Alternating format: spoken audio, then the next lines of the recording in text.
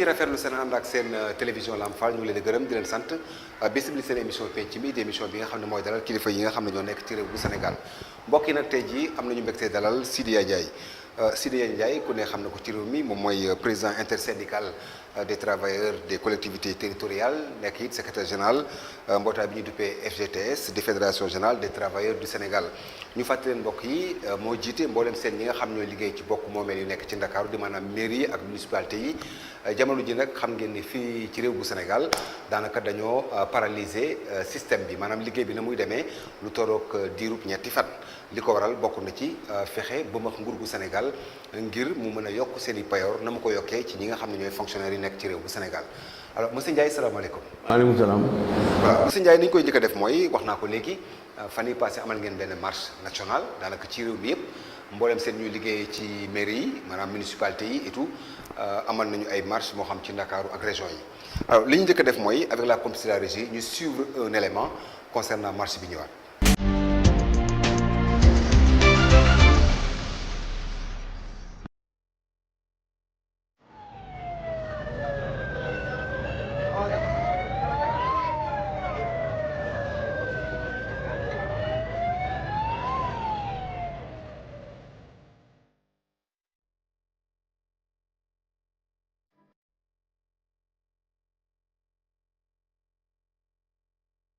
mooy gën a jàmp mooy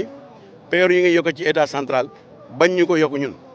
ñu yaakaar ñun comme état lañ bokk dañ ko war a valider donc loolu tax ñu def dox ñaxtu bi te incha allah danañ ko yaatal dem ba ci grève bi 21 22 23 septembre ñetti fan grève nga xam ne dañuy banque suñu loxo tëj bépp collectivité locale bépp service municipaux bu boobaa dañuy xam ne état bi dina xam ñan ñoo liggéey Sénégal ak ñu dul liggéey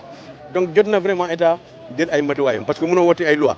yóbbu ko assemblée nationale jël ay décret d'application nga ne doo appliqué li nga xamante ne mooy yelleefu liggéeykatu collectivité locale léegi nag ñoom fépp nañu pare nañu pour vraiment seen ak seen yelleef ñu foqati ko ñu appliqué ko donc loolu mooy mot d'ordre bi 21 22 23 septembre grève générale tëj leen lépp bépp état civil centre de santé cimetière yi ambulance yi corbillard yi yëpp la ñu kii bu boobaa état dana wax ak ñun régler li nga xam ne mooy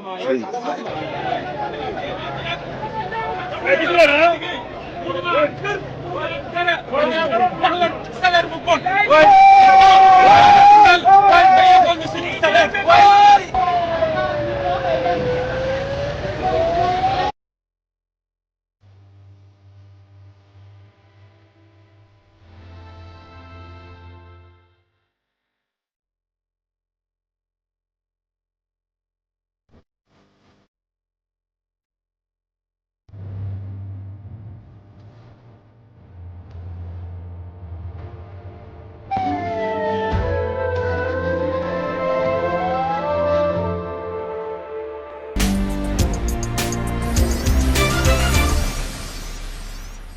jërëjëf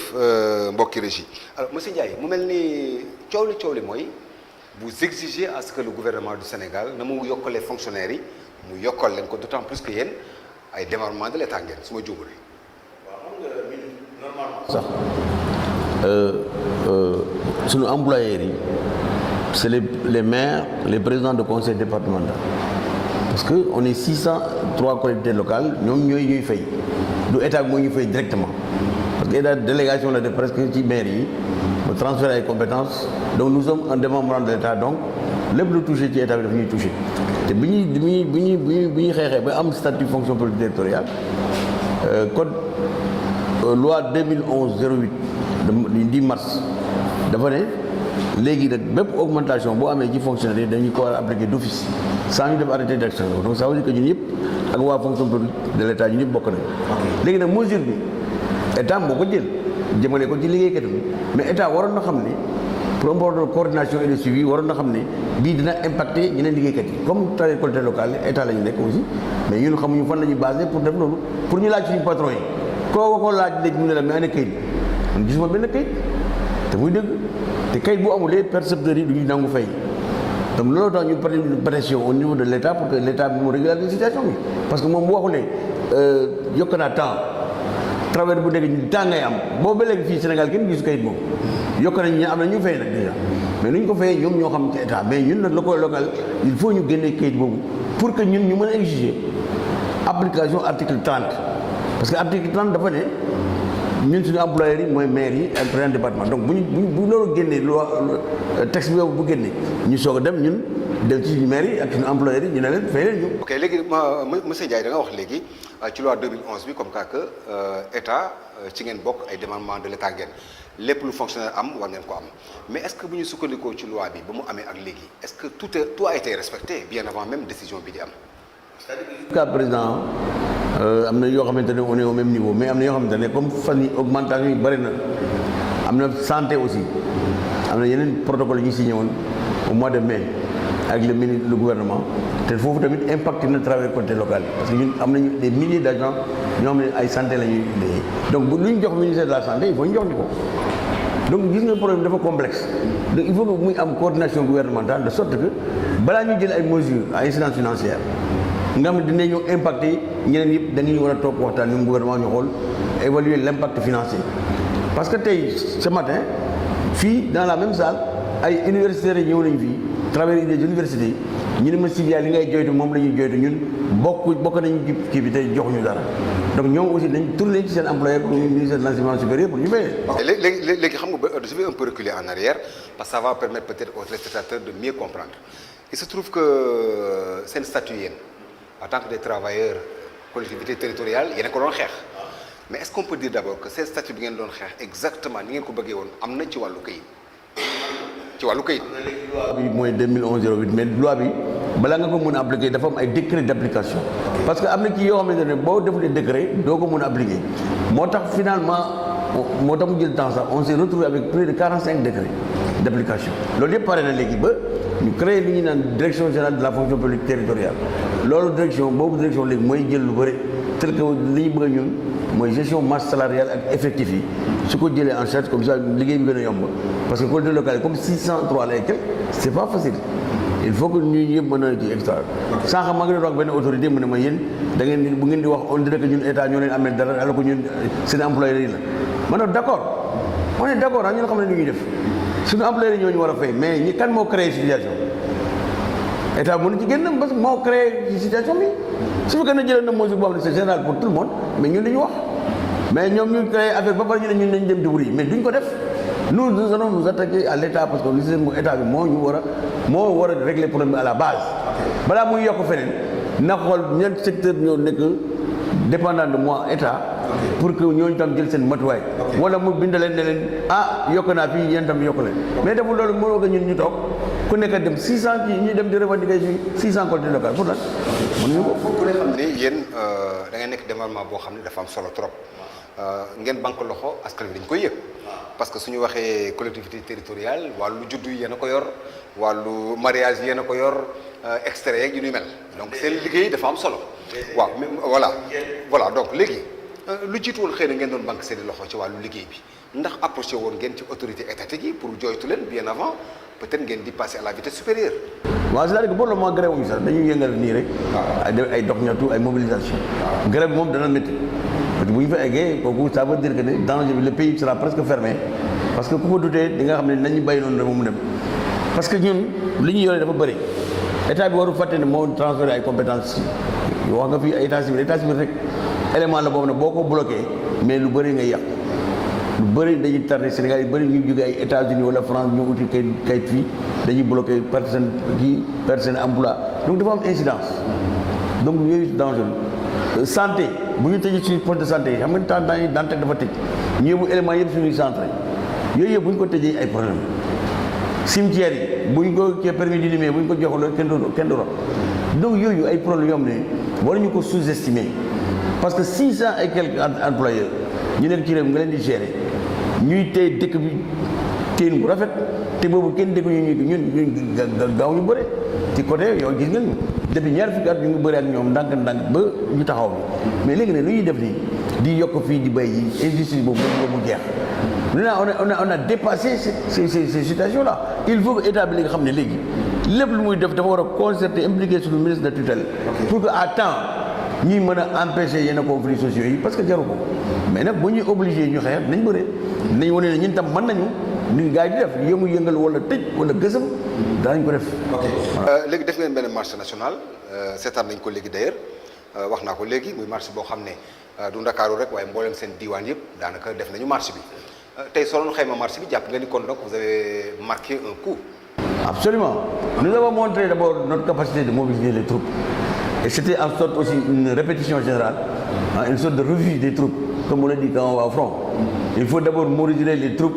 envoyer des éclaireurs, des signaux, des indicateurs, parce que yéeglu la. Parce que balaa ngay grève da ngay def li ñu naan préavis de grève préavis mooy sa patron bi war na xam ne yow mii bu nekk nii da ngay dem mu ne la lan mooy sa motif war na la woo ngeen mën a waxtaan yow lan nga loo mer ni looy leexloo nga ne ko lii ak lii la bu ngeen mënee waxtaan balaa kii bi di expiré ngeen waxtaan régler problème xam nga ñun ba léegi demuñu grève donc dafa dañuy respecter la procédure. am na ñetti fan yoo xam ne banque ngeen ko loxo peut-être pour un peu menacer tamit. On n'a pas encore touché, on n'a pas fermé carrément, on a fait des mobilisations sociales. Mobilisation boobu nag dina ko ne d'ailleurs sax am na benn ci 14 régions yi benn région rek moo amoon problème mooy Matam moom préfet bi nee na du joxe autorisation parce que jour boobu dafa amoon visite du chef d'état-major du général des armées man gars yi di verreel ko ba semaine prochaine donc mu soobee yàlla bu dee sama yaram man permettre na ko personnellement sax dinaa dem Matam pour que ñu génn ci mbedd bi ñu marquer le coup parce que toutes les collectivités locales toutes les régions ont été impliquées et ça celui qui doute de notre capacité à mobiliser ku douter sur notre capacité à paralyser le système da ngay tromper moo tax ñu ne nag ñun xuloo ñu xew saaguñu kenn dañu ne li ñu moom nañ ñu ko jox bu ñu ko joxul nag danañ dem dala boom bi ci mboy boy bi te boobu boobaa dana métti te ñenn ñooy souffrir mooy population yi te li ñuy def nii yëpp c'est pour yëglu la ñu ngi dem ci ay rentrées scolaires imaginons bu extrait de naissance yi am problème bu parents d'élèves di war a jël des extraits de naissance moins 6 mois et 30 mais c'est des difficultés loolu est-ce que jar na ko li nga xamante ne en 24 heures tu peux régler ça en 24 heures moi je leur dis la rédaction du décret augmentant les salaires de manière généralisée et les précisant les clés de répartition de cette hausse mais bu ñu ko defee jeex na. ok léegi en tout temps monsieur Ndiaye def ngeen comme ni nga ko waxee vous avez remobilisé vos troupes vous avez fait une démonstration de force pour prouver quand même aux autorités mais surtout de façon générale aux Sénégalais que am ngeen force alors bi ngeen defee démonstration de force ak léegi est-ce qu'il y a eu une réponse des autorités ou bien une réaction quand même boo xam ne c'est quand même positif wala ngeen yaakaar. man yaakaar naa ni dina baax dina positif parce que je pense que le président de la République doit être informé maintenant xam na nu muy kii war na mën a joxe instruction gouvernement bi maanaam ministre yi nga xam ne ñoo impliqué ci dossier bi bokk nañu ministre collectivité territoriale ministre des finances ak ministre de la santé ñooñu mu instruire leen pour ñu régler problème ak intersyndical parce que bu ñu toogee war nañ trouver solution donc je crois que c'est comme ça comme c'est un pays de dialogue on va discuter mais pour le moment nous on pense qu'il n'y a pas de discussion ça ne sert à rien parce que nous demandons que la loi bi ñu appliqué ko loi bi ñu appliqué ko mooy article 29 code dafa leer loolu bu ñu ko appliqué maanaam état bi génnee kayit wuy wane ne base réglementaire baa ngi nii su ko defee ñun travailleurs yi xam nañu ñan ñu employé directement parce que seen salaire sama salaire jegewul ci Macky Sall jegewul ci gouvernement sama salaire bi jegewul ci Omar Gueye ci mairie yi lay jógee bu boobaa man tamit ma tourné sama maire ma ne ko nag kayit baa ngi nii nee nañ ngeen ñu appliqué loi bi man nag fay léegi après c'est ça que nous attendons. mais bu dee xam ne que aussi seen secteur bi dafa nekk secteur boo xam ne généralement vos patrons c'est des politiques alors est-ce que des politiques ci gouvernance locale des politiques ci wàllu état est-ce que aussi seen xel dal na foofu. waaw y a pas de problème parce que tant bien que mal man liggéey naa mairie bi près de 20 ans donc ñun xam nañ ne ni ñuy fonctionner quoi xam nañ ne ay hommes politiques la ñu xam nañ ne on a d'ailleurs beaucoup parfois eu des problèmes mais autour de la table on arrive et nous résistons aussi par rapport à cette truc politique parce que il ne faut pas que la mairie soit une institution politicienne mairie institution de la République la dafa am personne morale dafa am li nga xamante ne moom na ko yoon may mais mënul nekk fii di politique bi guddi ak bëccëg parce que yow aussi am na compétence yu ñu transfert war nga toppatoo di nunu waa gox bi goxaan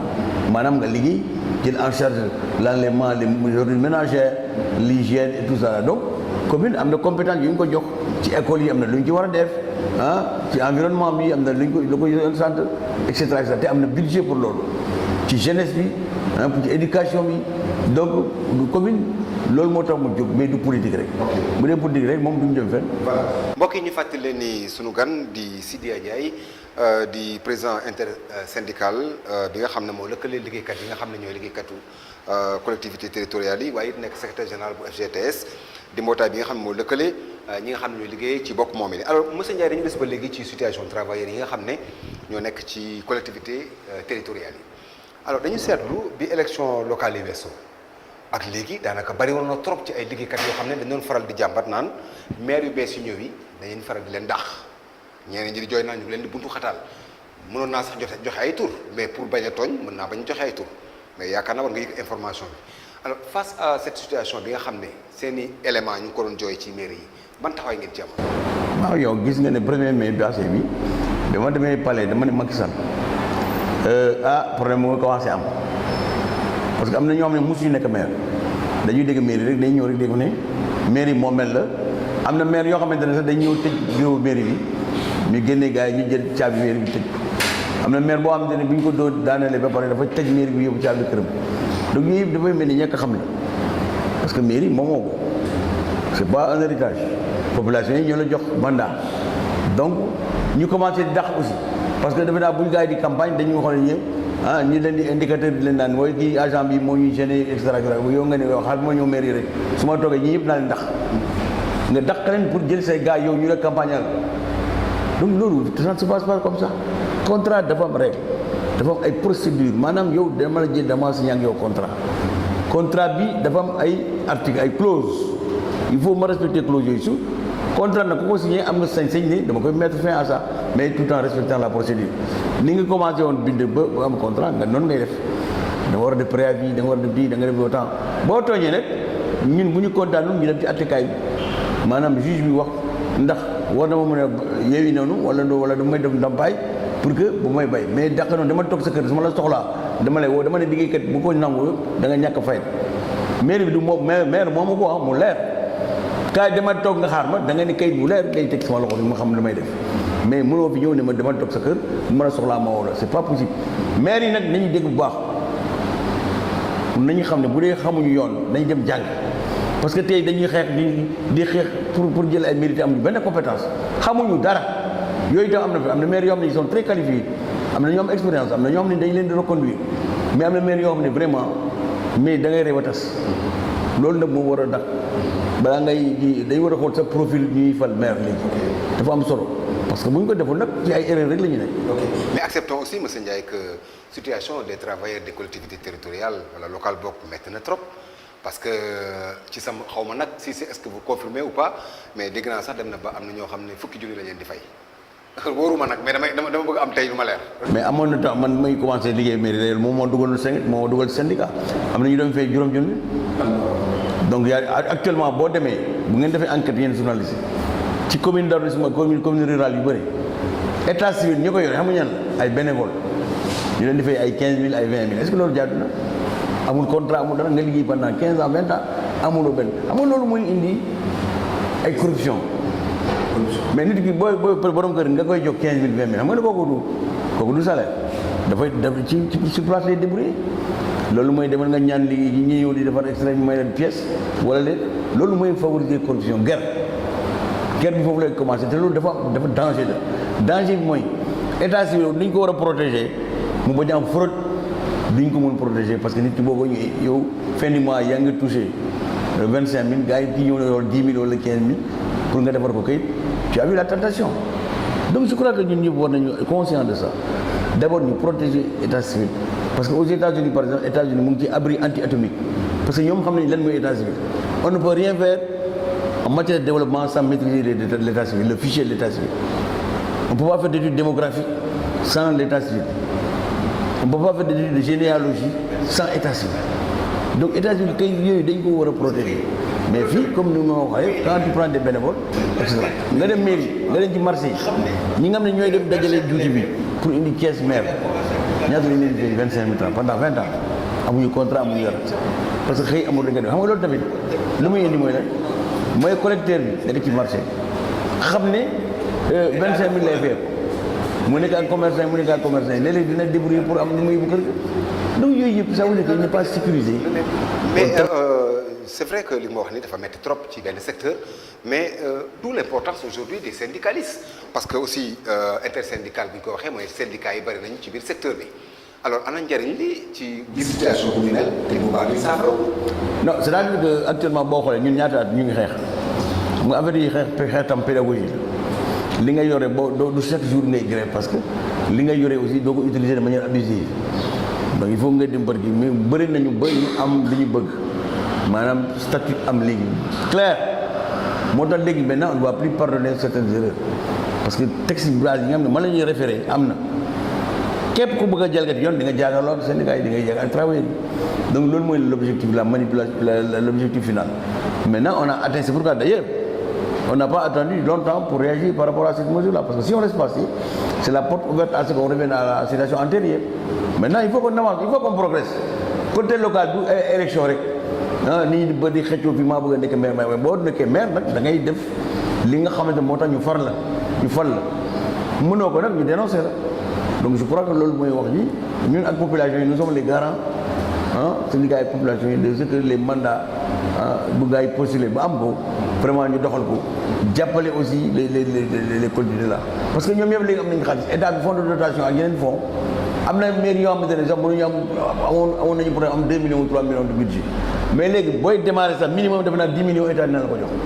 koo xam ne yaa ngi am que léegi jeune de l'argent de pour xaalis posé wu nañu régulariser xale yi ñu recruter leen ñu bay politicienne bi maanaam yow nga yore millions ak ay millions nga xaar nawetaan bu ñëwee nga woo xale yi pour nax leen kaay ma jox leen ay équipement sport ay coupe du maire ay affaires yooyu c'est du folklore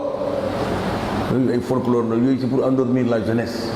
Il faut que jeunesse bi tam xam loolu ñu xam ne lu ñu soxla développement les jeunes là on peut les utiliser dans les communes en ayant des projets des gens qui les encadrer les financer pour des poulaillers pour les fermes etc loolu mooy développement mais développement du folklore à longueur de journée nga gis ñu taal télévision maire bi joxe na tant de millions pour les jeunes non damay wax rek loolu moo fi am léeg-léeg benn kii ñëw woo leen kaay leen maa ngi joxe fii ay équipement sportif ñu man maire jox naa 20 millions pour jeunesse bi mais ban impact la am loolu non wax pare de 3 mois xam nga ñun dañu xamoon ne ñun ay di yaatal la ñu am comme gars yi ministre fu ñu toog mën nañ fa toog ñun il faut que ce soit clair comme ñu tey nii ay ngaaga man kenn du ñoo leen gën a xam nu mu demee te mairie ñun xam nañu nu muy doxee lu bëri waxuñu ko mais ñun on sait ce qui se passe xam nañu nu mu demee xam nañu ne xaalis bi fu mu war a jaar jaaru ko dans tous les cas je ne dis pas de tout le monde il y a des gens qui font des efforts il y a des maires qui travaillent nous le savons nous les applaudissons mais am na ñoo xam ne à longueur de journée lu ñuy lijjanti pour am xaalis loolu moo leen fi indi yow bi ngay ñëw fi amuloo sax néegu ñax booy génn nga am 3 étages non mais saa yi voilà dañu wante dégg waaye mu jeex donc loolu vraiment na doy quoi na président de la République créer des corps de contrôle qui regardent effectivement si les gens font le travail c'est plus sérieux mais bu fekkente ne aussi selon mon appartenance politique maa ngi camp présidentiel boo defee ay bêtises ñu couvrir la mais du dem ngay ciblé ñoo xamante ne duñu sa camp nga leen di créer lu du dem luy dem mooy askan bi moo leen fal yow sa projet ana sa projet communal ana sa projet départemental li ñu la jox foo ko dugal loolu yow mën a contrôler mais dara fii fouras personne les gens se taisent on laisse passer les n'acceptent pas. ok maintenant monsieur Ndiaye ñu delluwaat tuuti un peu ci seen humeur bi nga xam ne moom ngeen di wane jamono ji alors yàlla def na damay répété waat même mot bi nga waxoon rek def ngeen démonstration de force bi la suite c'est quoi maintenant. mais la suite c'est nous allons donner un mois de mars c'est-à-dire paralyser tous les systèmes d'école territoriale. waaw paralyser totalement sans délai et sans concession. est-ce que là vous avez choisi une date ou bien. waaw en principe nous donnons au gouvernement jusqu'au 20 à minuit le 20 septembre. Au-delà du 20 septembre à minuit, nous sommes fondés à aller en action. Parce que nous avons considéré que nous avons respecté les délais et que l'État est assez informé. Et l'État doit pouvoir nous dire quelle est la suite lui aussi pour qu'on sache ce qu'on doit faire. Parce que vous me dites que les travailleurs sont décidés et mobilisés. Aujourd'hui, il n'est pas question de retour en arrière parce que si nous avons fait des te mën nañ éviter loolu askan wi yeneen souffrance tey inondation yi ngay gis ni suñu éléments yaa ngi impliqué ñooy jindi moto pompe ak yooyu bu ñu ko arrêté ñaan ma ko yàlla bu fi inondation à tout moment ñu ne en hivernage et le ciel n'est pas le ciel est toujours couvert donc dañu góorgóorlu ba ñu li nga xam ne nit ki loolu la moom nga jox ko bu ko defee jamono ñooñu liggéey ñun ñëpp xam nañu def nañu fi élection locale est-ce que da nga ñuy dégg ñun on ne s'est pas interféré dans le champ politique su ñoo nekku ci ko population yi wóolu ñu jox leen parce que ñun faluñu leen askan moo la wóolu jox la mais nag yaa xayti li nga war a def sa war ma sa devoir nga def ko ah nous on n'est pas en mission comme eux ils sont en mission. C'est ça. Mission day jeex mais nous on est là on est de travail permanent la maison l'outil de travail c'est notre outil de travail. Donc ku koy fooyee di ñëw di jalgati yoon kooku ça ne peut pas marcher. 3 lañ bëgg a def avertissement 72 heures. 21 22 23 septembre. Voilà. Et ça sera dans tous les cas du Sénégal. Mais c'est comme ça qu'on a fait là. En moins c'est les capitales régionales. Les gens ont relié. Maintenant on va taper jusqu'à la plus petite unité de base. Voilà. Donc je crois que ceux qui veulent ñi nga xam ne dañu bëgg a xam nag ndax ñun on est représentatif wala on a une capacité mais ils n'ont qu'à dormir rek nañu tëdd nelaw rek ba ñu egg ci date bi rek. C'est vrai, mais est-ce que vous avez pensé aussi monsieur Ndiaye à ces conséquences néfastes que cela peut créer quand même. xam nga nit ñi aussi dañu war a xam différence entre xam ne kuy fay ak kuy tooñ kuy fayant parce que aussi ñun ñu ngi nii di yëpp. Est-ce que dégg nga benn maire wala président de wax ne yii wax nañ dégg nañu nii déggoo ko de ñu ngi toog di ñu xool alors bu ñu commencé moment ñu naan di menacer nit ñi naan oui war nañ ko def extra te ñoom maire yi nañu moytu parce que nous on connaît tous les maires là am nañ situation de chaque mairie ku nekk li ngay doxal foofu bu xeex jotee nag ñu war a wax li ñuy wax dañu koy wax te dañ am ñu jël bagage yu ndaw on connaît trop de choses qu'on ne dit pas sur la place publique parce que nous sommes des républicains mais ku ñu provoqué maire yi ñu provoqué mais on va leur dire d'où ils viennent fan lañu jóge ak li ñuy def manipulation la ñuy def on connaît tout c'est pas des menaces mais nous savons la réalité des choses parce que nous qui gérons la plupart des maires nekkuñu Dakar la ñu ñëw toog ñu bay seen mairie foofu de samedi wala dimanche la ñuy ñëw dafay dimanche jël xaalis dugal ko seen poste dem on connaît trop de choses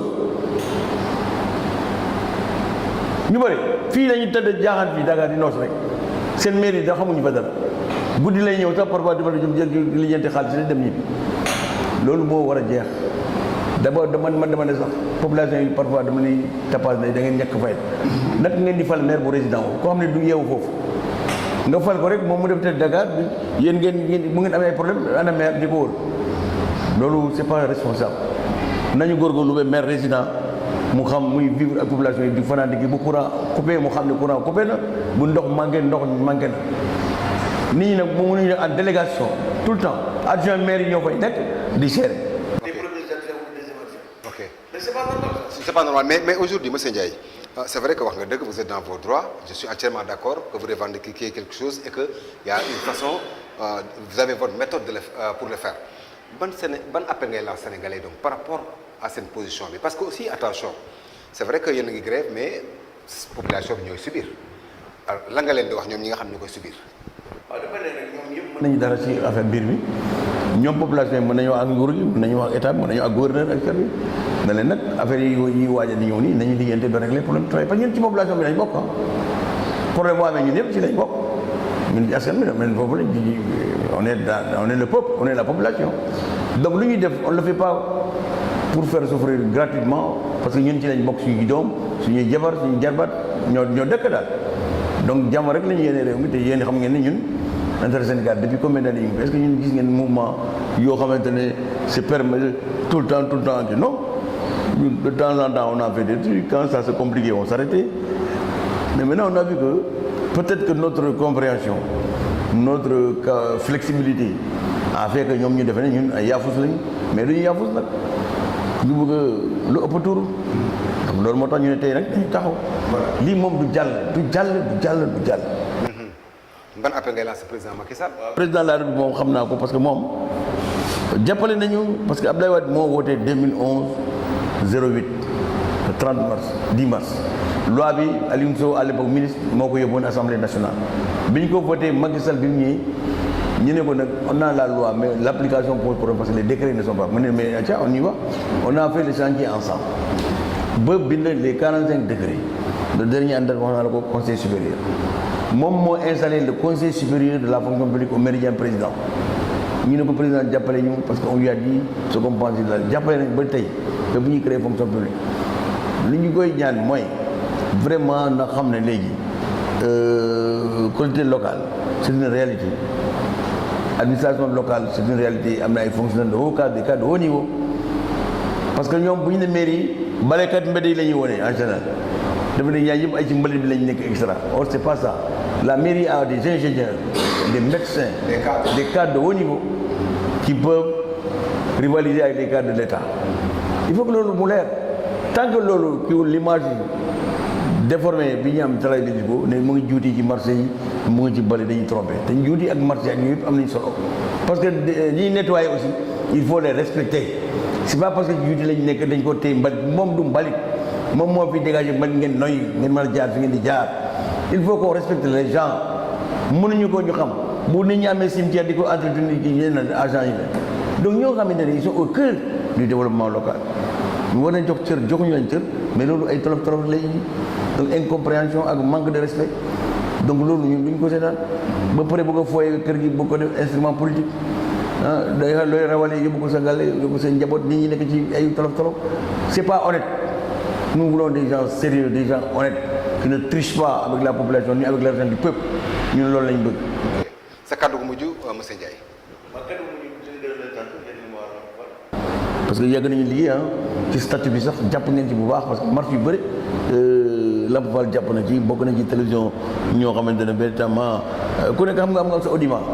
ku nekk am nga sa kii aussi mais la façon de faire et surtout des grandes émissions comme ça qui permettent day permettre nit ñi mën a exprimer wu de long en large je crois que c'est ça parce que parfois souvent c'est des déclarations des kii là mais yéen li ngeen di def mën ngeen créer entre kii parti boo xamante ne